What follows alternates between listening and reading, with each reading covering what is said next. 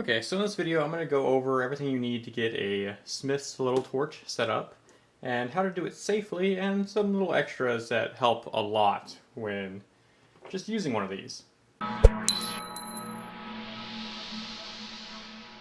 So to start things off, you, need the little torch.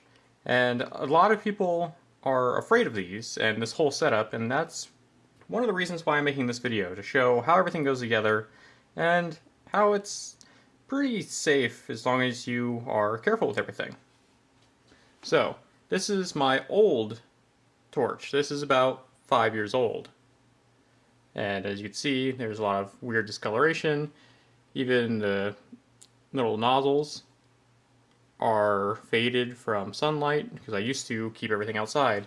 And the hose on this is very dirty and used. So in comparison, this is what a new one looks like.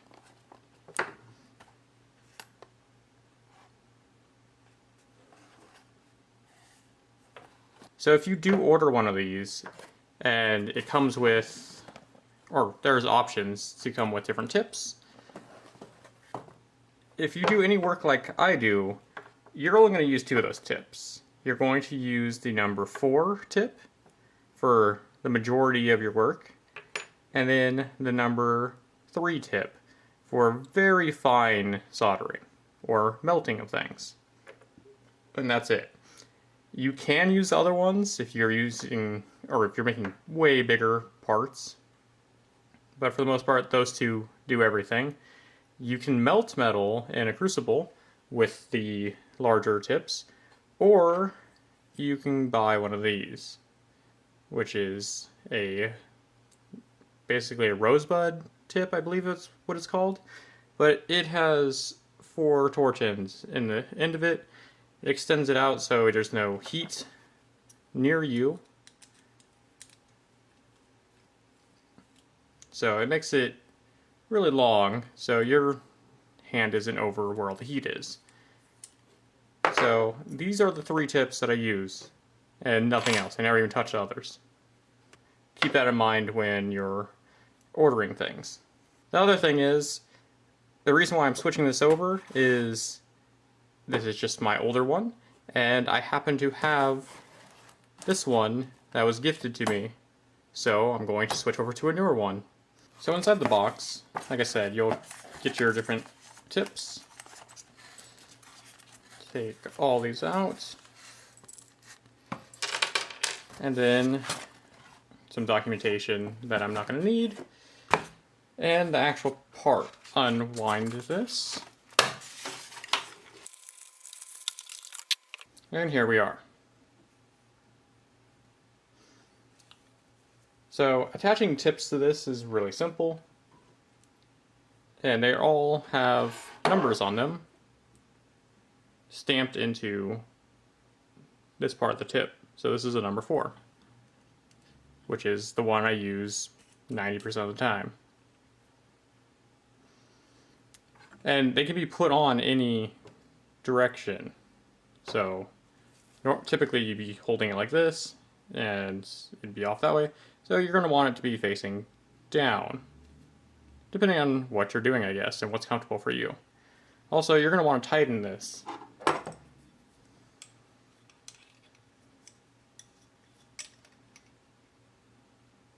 Not overly tightened, but just tight enough that it's snug on there.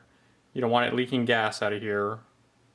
And as soon as you hook it up to everything and turn it on, you will know it's leaking gas. It will start hissing from right there. Speaking of that, before we get into any of the gas stuff, this is an awesome thing that they made for the Smith's little torch. It basically makes it so you can stick it to here, like with this magnet, and it's a stand for it. But as you can see, it doesn't stick because it comes with this little piece that you have to attach to your torch. So to do that, this part right here is basically just screwed on.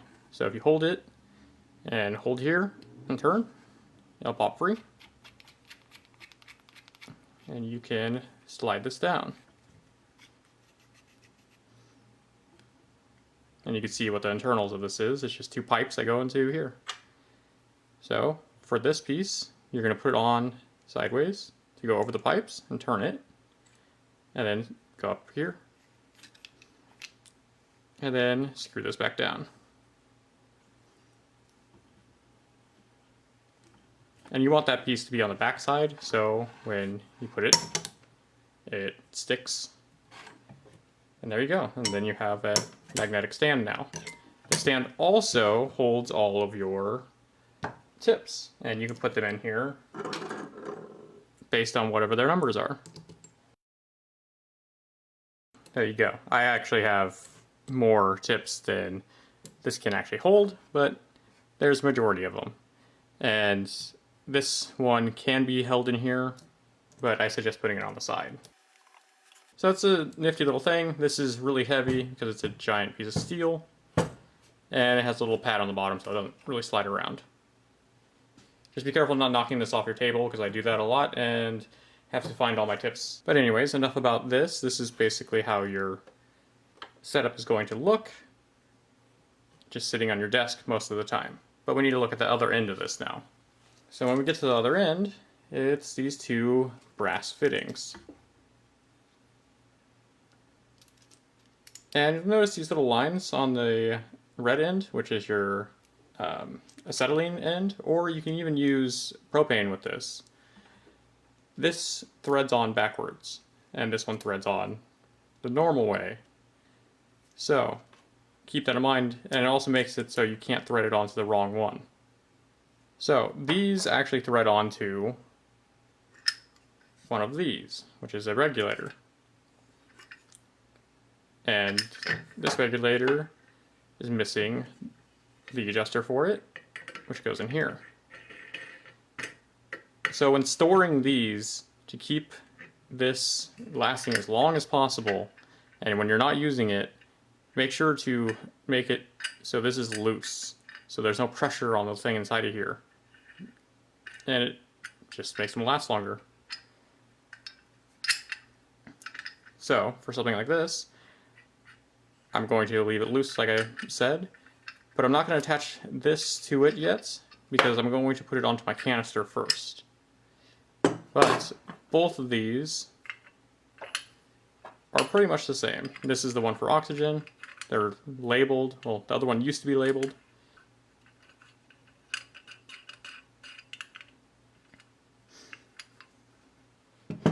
And these come in all different shapes and sizes. So, like this is another oxygen one. It has similar fittings, but just in different spots. And this is a acetylene one that doesn't fit my setup because this is all too big. But this side does. So this could technically get an adapter and then fit to your setup, or you can just buy the right one. So when it comes to the tanks, I have a smaller acetylene tank and a larger oxygen tank. And I just get these refilled, and I bought both of these at a local welding supply store. So any welding place around you will be able to sell you these. And they're kind of pricey when you first buy them. And refilling them costs about $25 each container. You can also buy an oxygen condenser, and it'll cost you more than this entire thing, but it makes its own oxygen, so you never have to refill it. And with those, you can actually find them used for about $100 or so, or some people find them for like $50. In my area, every time I look for them, they're like $150 to $400. So you might notice this one has a little knobby thing on the top, and this one doesn't. So this needs a little key. Sometimes they will give you one of them that has a little knob on it, and sometimes they don't. So when you go to get these refilled, you actually don't get it refilled. You get it exchanged, and they give you a different container with the gas in it. So don't go buy brand new pretty looking ones of these and expect them to be filled up, because they won't be. They'll just give you whatever they have, and that's it. So, to open this one, you need a key. And the key looks like this. It's just a little piece of metal with squares in it. And you find the one that fits it. And that's how you can open this container. So when it comes to attaching the regulator to this, I'm going to use a brush and just clean up the threads on here a little bit because it is a little dirty. Don't use a steel brush on it, use a nylon or even brass brush to clean it up. So as you can see, the nut on this moves up and down. You can get this aligned, and then you can just screw it on. This one actually screws on the right way, so there's no difference. It's only the fittings that have the little little cuts in them that are threaded the other way around. So I get that all tightened by hand as much as I can go. And then I would grab a wrench. I just have adjustable wrenches for this.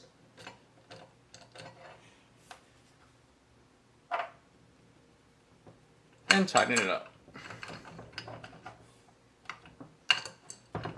So we can actually test right now and see if this is going to leak here or not, and if everything's seated properly. So to do that, make sure that this part is completely loose, or if you really want to, you could just take it out to make sure that this is not going to be engaged. And then you take your key and open this. And you'll know it's open because the gauge will actually start registering.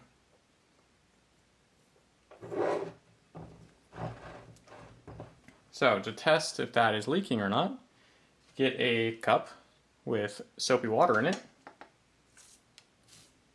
And I'm using my brush that I use for cleaning stuff to brush on soapy water. And if you see it bubbling at all, you can see that you have a leak. And I don't see any moving bubbles. There's going to be just bubbles sitting there. So that means it's good to go. You just wipe that off. And then we can move on to the next part of it. So to do that, I'm going to just shut this off for safety.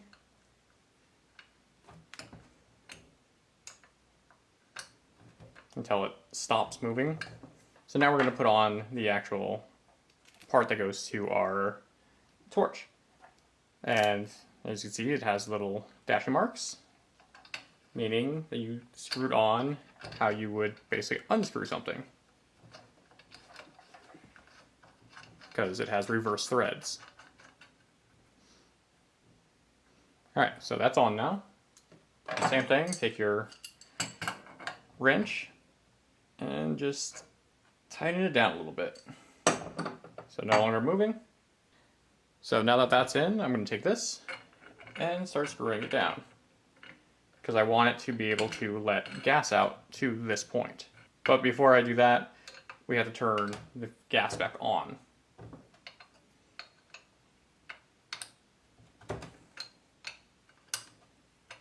So as I turn it back on, watch the gauge. Actually, I can hear it leaking. So let's test that. I'm going to put some soapy water on here.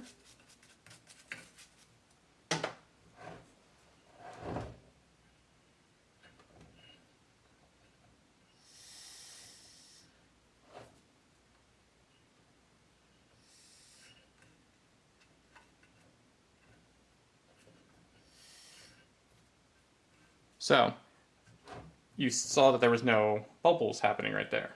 But as I feel down this line,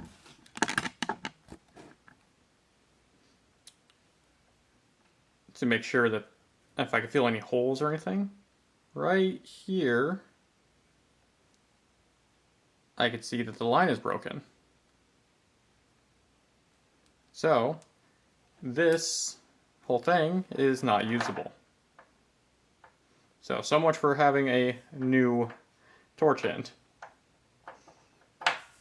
But I could still show you how to do all of this using my old one, because I know my other old one works perfectly. So here's my old end, and I'll just put this on.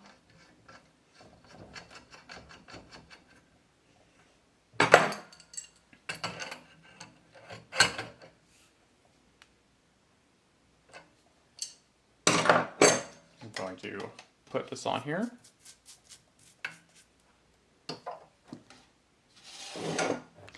And turn this up again. There we go.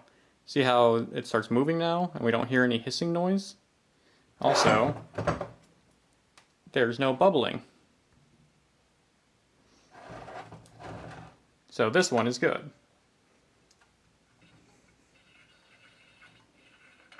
So I'm just going to release that because this is set up and good to go now.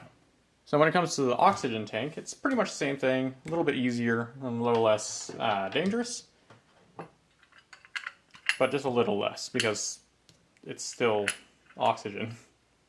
So I'm going to make sure that this is loose. This is off, of course.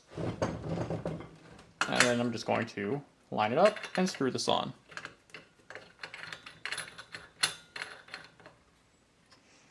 And I try to make it as straight as possible, so like that. It doesn't really matter. And this is a really large nut, so that's why I use the adjustable wrenches, just so I can use one for everything. Okay, that's good. We're going to check to make sure that there's no leak here. Make sure that's loose. Turn that on. I don't hear any hissing. Also, you can see that this has moved to the 1,000 mark. And then we're just going to put on some soapy water.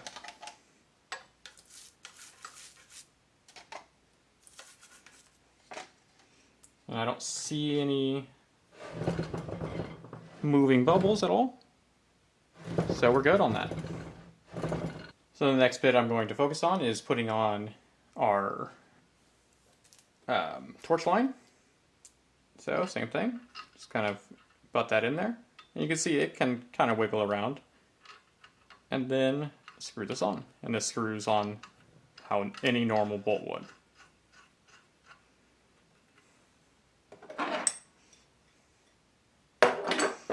And take your wrench and tighten it down.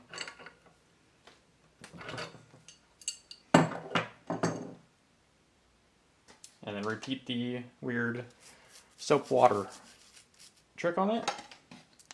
So this is already on, so we're just going to start tightening this down.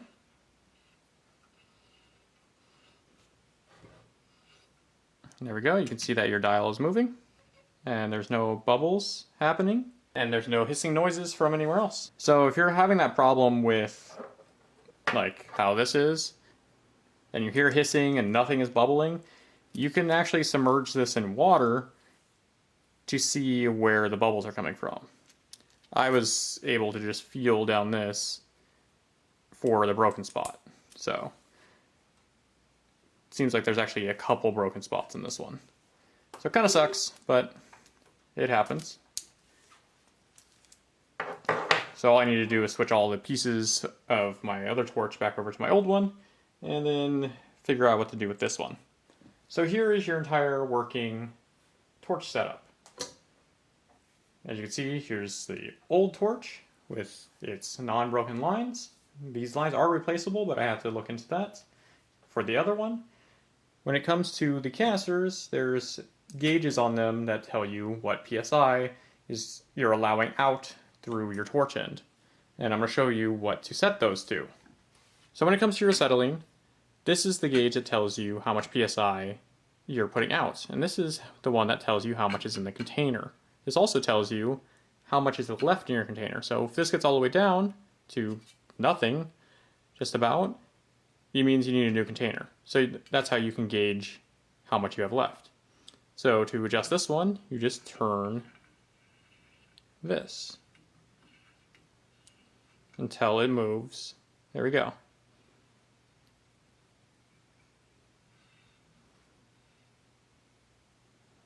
So I use 10 psi, or I set it at 10 psi for my acetylene, and just leave it there. So when it comes to the oxygen, same setup with at least these regulators. This one tells you how much is in the tank, and this tells you how much psi is coming out. Turn this,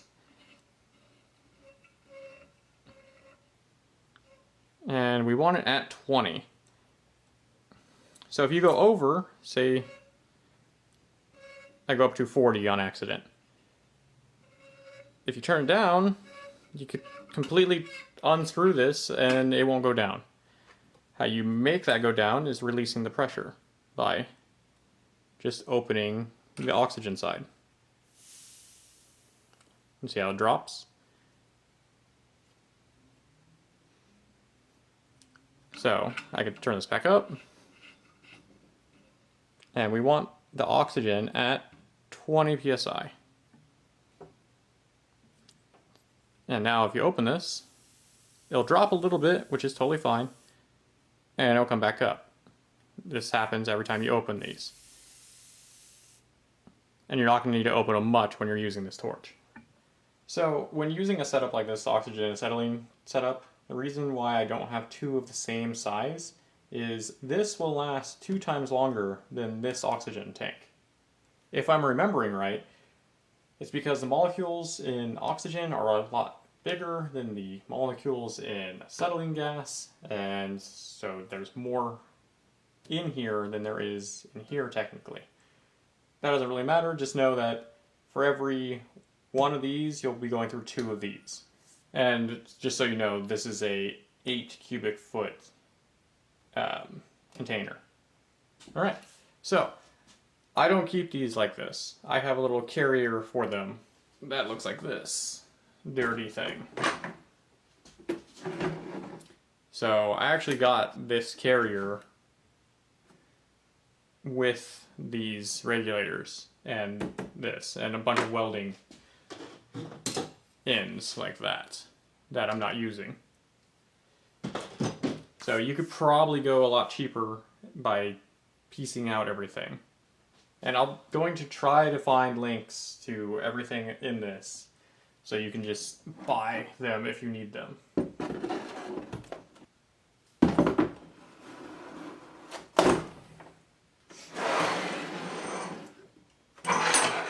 So that's it for that setup, and I basically just keep this on the ground, and then I keep my torch on the table.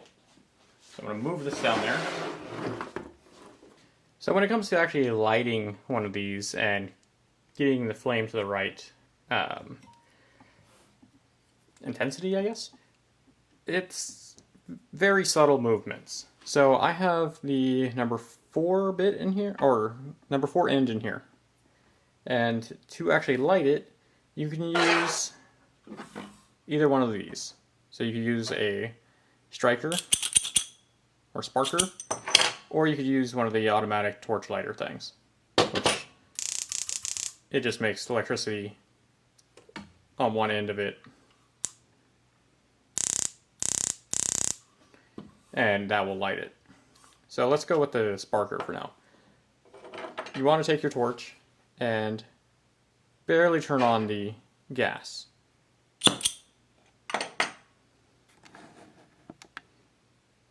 So see that tiny little flame? You're going to want to turn it up all the way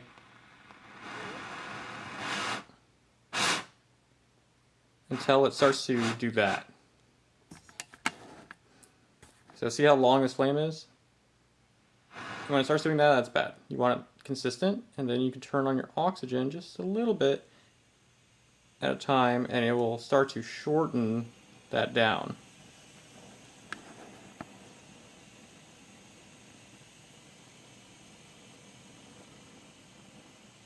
And what you want is this little tiny flame tip that doesn't pick up really well on the camera.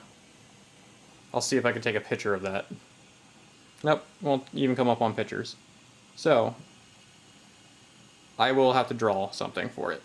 Okay, so there's a couple different ways that your torch flame can come out. So you can have it where it has a little bit of a feather on the inner core, like the top picture. So you're going to want to up your oxygen if you have that little bit of a feather on it. Your goal is the center picture, where it's just a really bright inner cone and then a basically a solid outer flame to it. So that's a neutral flame. And then if you add too much oxygen, it'll actually make your cone get a little bit darker and it'll actually start making noise. And you need to come back a little bit and add a little bit more oxygen. So this is basically what they all look like, and your goal is a neutral flame. So if you have more oxygen, it'll get louder and less bright.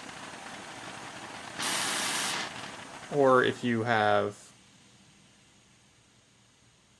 less oxygen, it'll start to make a long flame and get real quiet. So you want it to be about here.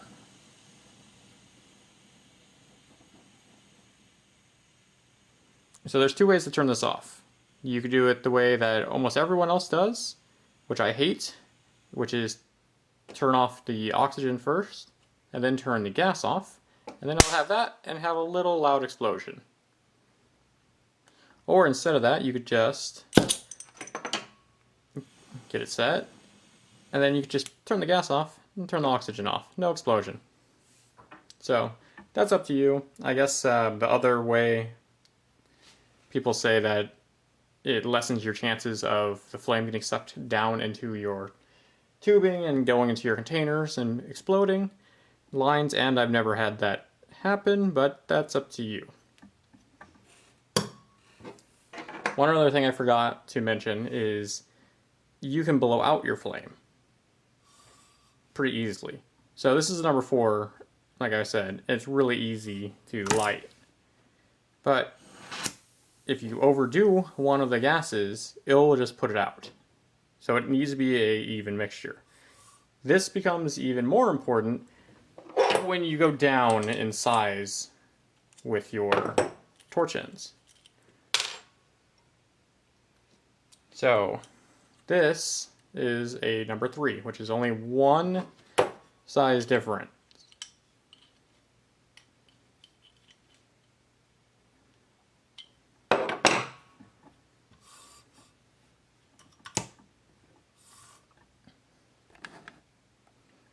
So I'm going to turn it up. See this little gap right here? Oops. See how you can also put it out real easy? Okay, so let's see if I can show you.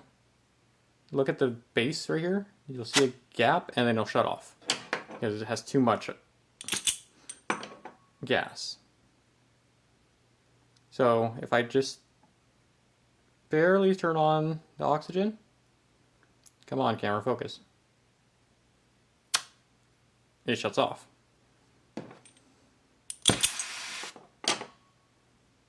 So I have a smaller flame now.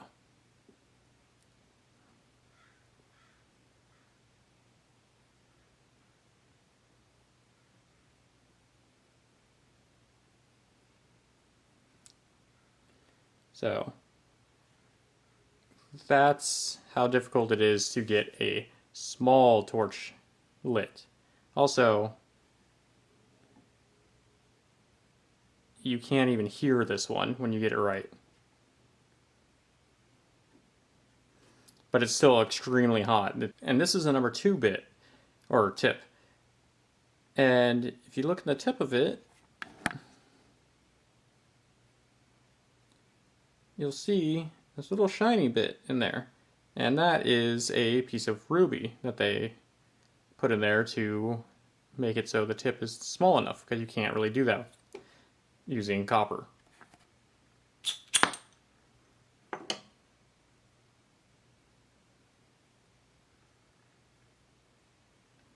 So yeah, if you need a ultra tiny flame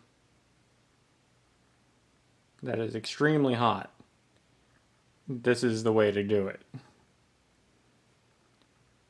And in comparison,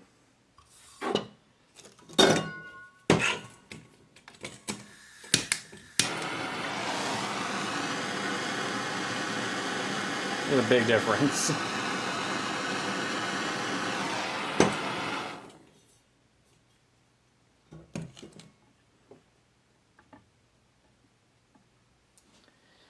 So yeah, just be careful. Make sure that nothing is leaking, and you should be good to go. And always make sure to turn this off for two reasons. One, if you leave the acetylene on, and say you're inside like I am, and something sparks, you're gonna blow up your room. Or if you leave oxygen on, you could cause a fire also. But at the same time, you would just lose all of your gas too. Acetylene one is kind of dangerous. So make sure that you, when you're not using this, like I said, turn everything off. And make sure you turn these off too, because I have wasted an entire tank of acetylene when I was working outside because I left this knob on a little bit, came back the next day and it was empty. So yeah, don't do that. So I hope this video was helpful to everyone that is scared to use this or just wants to get one set up in general. And if it was, leave a like so I know that you actually got helpful information off of this and liked the content. If you have any questions or comments, leave a comment. And if you've made it this far in my video already, you should subscribe because I make videos like this or just full build videos of projects. And I try to get them out every week. Sometimes it doesn't work, but I try. And other than that, that's about it. Thank you for watching, and I'll see you guys next time. Bye.